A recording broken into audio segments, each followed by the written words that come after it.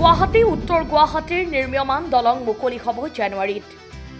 দলং মুকলিৰ পিছতেই প্ৰথম অৱস্থাত ৩১ নং ৰাষ্ট্ৰীয় ঘাইপথ সংযোগ কৰা হ'ব উত্তৰ গুৱাহাটীৰ GNRC পথেৰে। ৰাষ্ট্ৰীয় ঘাইপথ আৰু দলং সংযোগী গৌৰীপুৰত নিৰ্মাণৰত ট্ৰাম্পেড মুকলি হ'ব ২০২৬ চনৰ মাৰ্চ-এপ্ৰিলত। ডিমা হাছাওৰ দেৱলাল গাৰ্লুছাৰ বিৰুদ্ধে বিজেপি কৰ্মীয়ে দিয়া প্ৰেছ মিট সন্দৰ্ভত বিগত এবছৰ ধৰি ডিমা হাছাওৰ মানুহখিনিয়ে ইফাল সিফাল কৰি আছে বুলি মুখ্যমন্ত্ৰীগৰাকীৰ মন্তব্য। বাইহাটা চাৰিআলি উৰণীয়া সেতু মুকলি হ'ব জুলাই মাহত। উত্তৰ গুৱাহাটীৰ পৰা গোবিন্দ দাসৰ ৰিপৰ্ট, পি সংবাদ।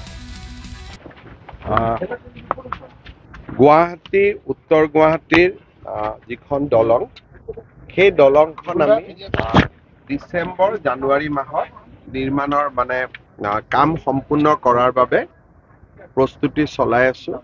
ইয়াৰ দুটা পৰ্যায়ত হ'ব। গুৱাহাটী উত্তৰ গুৱাহাটী দলংখন সম্পূৰ্ণ হোৱাৰ পিছত প্ৰথম অৱস্থাত আমি GNRC হৈ IIT হৈ ওলাব লাগিব, নেশ্যনেল হাইৱে, কাৰণ তেতিয়ালৈকে এই ট্ৰাম্পেডটো হৈ নুঠিব। এই ট্ৰাম্পেডটো নিৰ্মাণ হৈ উঠিবৰ কাৰণে প্ৰায় মাৰ্চ-এপ্ৰিল লাগিব।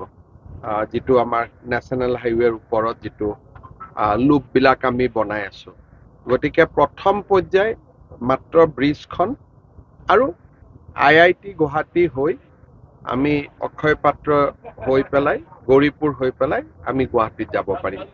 গতিকে সেই পৰ্চনটো আমি জানুৱাৰী ফেব্ৰুৱাৰীত আমাৰ হৈ যাব। কিন্তু যিটো গৌৰীপুৰ আৰু নেশ্যনেল হাইৱেৰ ওপৰত যিটো আমি ট্ৰাম্পেড বনাই আছো, সি মে-জুন হ'ব। গতিকে দুটা পৰ্যায়ত আমি ইয়াক মুকলি কৰিব পৰা হ'ম। এতিয়াতো কাম প্ৰায় শেষ, মাত্ৰ জইনিং বিলাক লগাই আছে। নৱেম্বৰ মাহত আমি সকলোৱে খোজকাঢ়ি পাৰ হৈ যাম। মুকলি নহয়, মুকলিটো হ'ব, সময় লাগিব। মুকলিৰ কাৰণে চাইডত ৰিং বেৰিয়াৰ লগাব লাগিব, মুকলিৰ কাৰণে কাম থাকিব, কিন্তু আমি খোজকাঢ়ি যাব পাৰিম।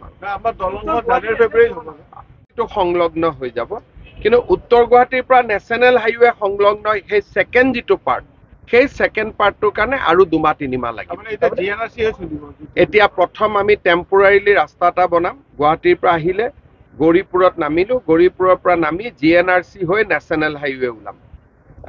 আৰু আমি মটৰ গাড়ী, সৰু গাড়ী আৰু মিডিয়াম গাড়ী কিনিম, কিন্তু ডাঙৰ গাড়ী নহয়। কিন্তু যেতিয়া এই য'ত আমি বৰ্তমান থিয় হৈ আছো, এই জেগাখিনি যেতিয়া কমপ্লিট হৈ যাব, এইটো 5 লাইন তেল নেলৰ এটা ট্ৰাম্পেড বনি আছে, এই কামখিনি হওঁতে আমাক মে পাবগৈ। গতিকে সমগ্ৰ দেশতকৈ ধুনীয়া ধৰণৰ এইটো এতিয়া আপোনালোকে লাহে লাহে দেখি আছে। উত্তৰ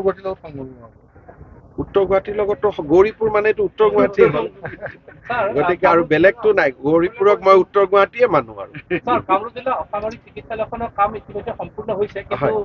তাকো হৈ যাব অলপমান ছেপ্টেম্বৰ অক্টোবৰ মাহত কৰিম। সেইকাৰণে ডক্তৰৰ অভাৱ অভিযোগ দূৰ কৰি আমি অক্টোবৰ নৱেম্বৰ মাহত ইয়াক উদ্বোধন কৰিম, যাতে উদ্বোধন কৰাৰ পিছত সমস্যা নাথাকে। সদায় থাকেই, ইফালৰ পৰা সিফালে কৰে, সিফালৰ পৰা সিফালে কৰে। এইটো আজি এবছৰৰ পৰা চলি আছে। তাৰ বিষয়ে মই বহুত দীঘলীয়াকৈ কৈ আহিছো।